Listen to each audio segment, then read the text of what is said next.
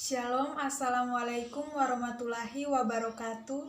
Perkenalkan, saya Francisca Paula Pico dengan NIM 10620031 dari Prodi S1 Kedokteran Gigi, Institut Ilmu Kesehatan Bakti Wiyata Kediri.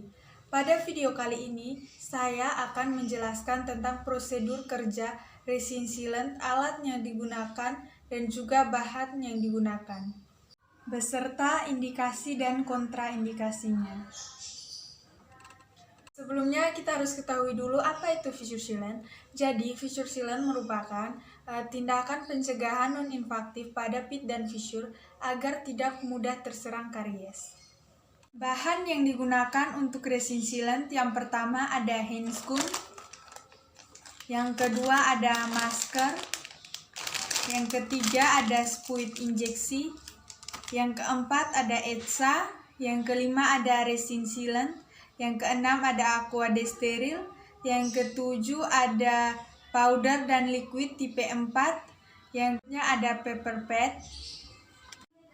Alat yang digunakan untuk resin sealant yaitu ada Nerbecken, yaitu yang seperti ini bentuknya. Yang kedua yaitu ada diagnostic set, yaitu seperti ini. Yang ketiga yaitu ada glass lab, yaitu yang ini.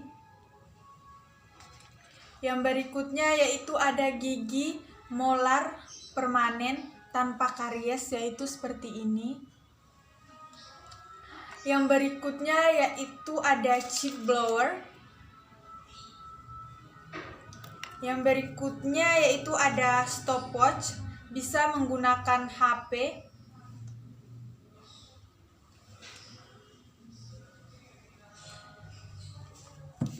Yang berikut ada agate spattle, yang ini.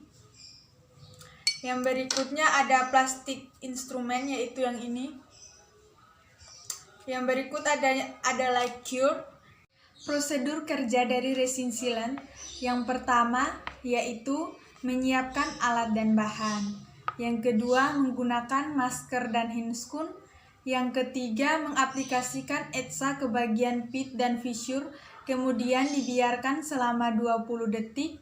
Yang keempat, pit dan fissure diirigasi menggunakan spuit injeksi menggunakan aqua desteril, kemudian dikeringkan menggunakan chip blower.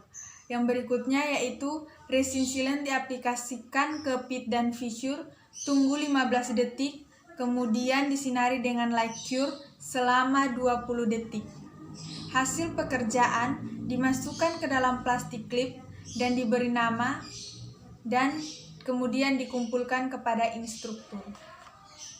Prosedur kerja dari GIC tipe 4 yaitu yang pertama menyiapkan alat dan bahan, yang kedua menggunakan masker dan handscoon, yang ketiga menyiapkan powder dan liquid dengan perbandingan 1:1 di atas paper pad yang diletakkan di atas glass slab.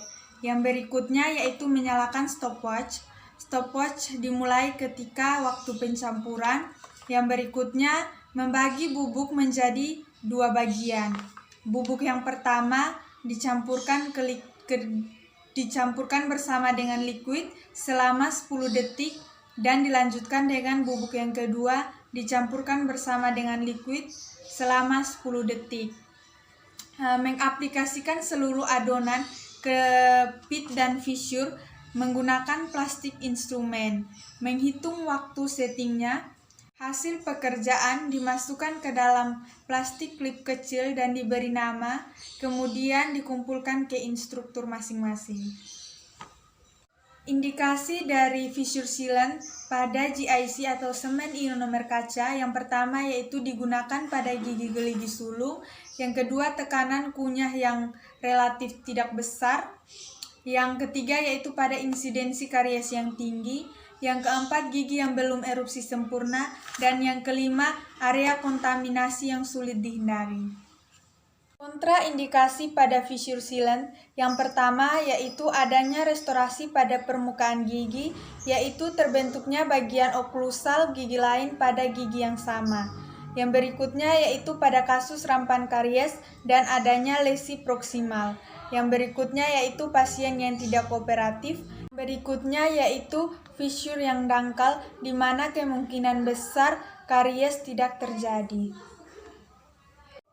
Sekian video dari saya tentang prosedur kerja resin sealant, alat dan bahan yang digunakan, indikasi serta kontraindikasinya. Mohon maaf jika ada salah kata. Wassalamualaikum warahmatullahi wabarakatuh.